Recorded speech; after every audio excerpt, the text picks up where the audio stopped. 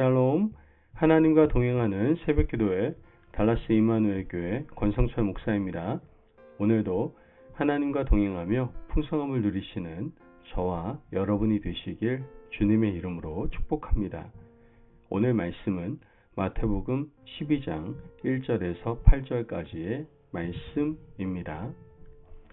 그때에 예수께서 안식일에 밀밭 사이로 가실새 제자들이 시장하여 이삭을 잘라 먹으니 바리새인들이 보고 예수께 말하되 보시오, 당신의 제자들이 안식일에 하지 못할 일을 하나이다. 예수께서 이르시되 다윗이 자기와 그 함께한 자들이 시장할 때 한 일을 읽지 못하였느냐. 그가 하나님의 전에 들어가서 제사장 외에는 자기나 그 함께한 자들이 먹어서는 안 되는 진설병을 먹지 아니하였느냐.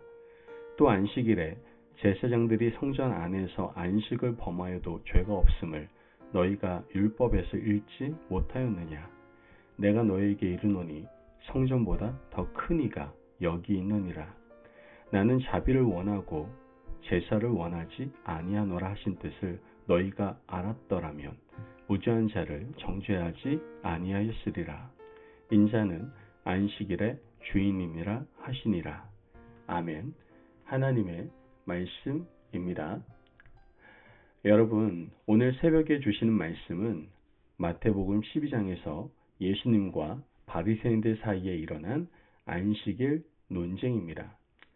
예수님의 제자들이 안식일에 밀 이삭을 잘라 손으로 비벼 먹었다는 이유로 유대 종교 지도자들은 제자들을 비난했습니다. 유대 종교 지도자들에게 비난을 받았던 이유는 안식일은 그들에게 있어서 절대적이었기 때문입니다. 그날에는 여행도 할 수 없고 음식을 준비할 수도 없고 일정한 거리 이상을 걸을 수도 없었으며 생명이 위급하지 않으면 치료조차도 금지가 되어 있었습니다. 오랜 세월 동안 이 안식일 신앙은 포로 생활 속에서도 유대 민족의 정체성을 지키고 보호하던 마지막 울타리였기에 그만큼 강박적일 정도로 지켜야 할 규례가 되었던 겁니다. 그러나 예수님은 바로 그 지점에서 하나님께서 원래 의도하신 신앙의 본질이 무엇인지를 밝히 드러내고 계십니다.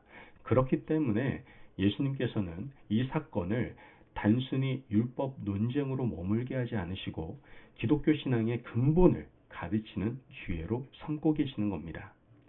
예수님은 먼저 다윗이 굶주릴 때 제사장만 먹을 수 있는 진설병을 먹었던 일을 언급하고 있습니다. 다윗은 욕심으로가 아니라 진정한 필요 때문에 율법을 넘었던 겁니다. 여기서 우리는 중요한 원리 하나를 발견할 수가 있게 되죠. 하나님은 규칙을 지키는 종교를 원하시는 분이 아니라 사람을 살리는 신앙을 원하시는 분이다라는 겁니다. 하나님 앞에서 율법보다 중요한 것은 언제나 사람이고 형식보다 중요한 것은 생명이다라는 것이죠. 예수님은 이 대화를 통해 필요가 종교보다 우선한다라는 하나님의 마음을 보여주고 계십니다. 우리가 신앙생활을 하며 때때로 형식과 관례를 지키는 일에 몰두하다 보면 사람의 필요를 놓칠 때가 있습니다. 그런데 하나님은 결코 사람보다 종교를 더 중요하게 여기시지 않으신다라는 겁니다. 하나님은 우리가 예배 드리는 그 순간보다 예배를 드리는 우리가 어떤 마음으로 살아가느냐를 더 기뻐하신다라는 것이죠. 예수님은 이어서 성전보다 더 큰 이가 여기에 있다라고 선언하십니다. 성전은 하나님의 임재를 상징하는 장소였지만 예수님은 그 임재의 실체로 오신 분이십니다. 그래서 예수님은 성전 제도 자체를 넘어서는 분이며 모든 종교적 행위보다 우선하시는 분입니다.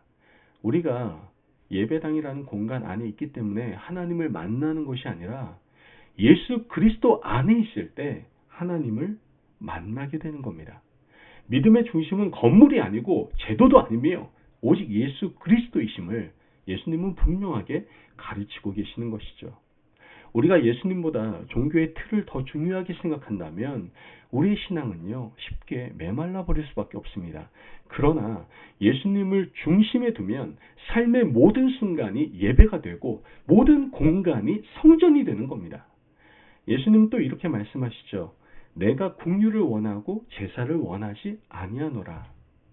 종교 지도자들은 율법과 제사 규정을 매우 잘 알고 있었지만 그 말씀을 주신 하나님의 마음은 이해하지 못했습니다. 그래서 말씀을 알고 있음에도 불구하고 정죄하고 비판하고 판단하는 신앙이 되었던 겁니다. 하나님께서 주신 율법은 사람을 살리기 위한 것이었지만 그들은 사람을 억누르고 상처 주는 도구로 만들어 버렸던 겁니다.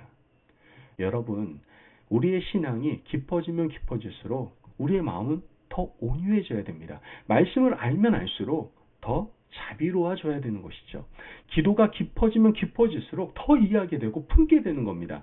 만약 말씀이 깊어지는데 마음은 점점 딱딱해지고 사람을 향한 시선은 점점 비판적이 되어 간다면 우리는 바리새인과 같은 잘못된 길 위에 서 있는 겁니다.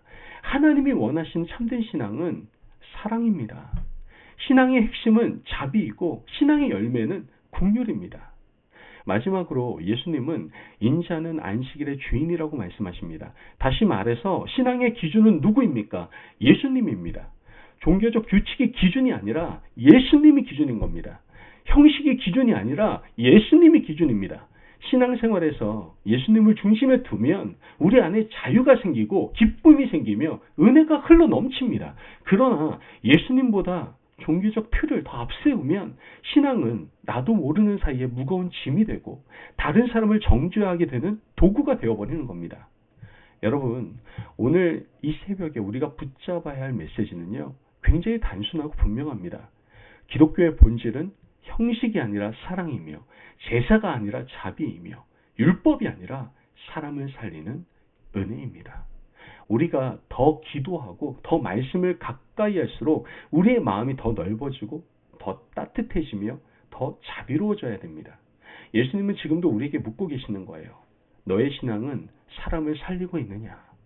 너의 말과 태도에는 내 마음인 긍휼이 담겨 있느냐? 내가 나를 더 알수록 너는 더 사랑하는 사람이 되고 있느냐? 오늘 이 새벽 우리는 다시 신앙의 중심으로 돌아가야 합니다. 예수님을 바라보고 예수님의 마음을 배우고 예수님의 긍휼을 실천하는 믿음으로 하루를 시작해야 되는 겁니다.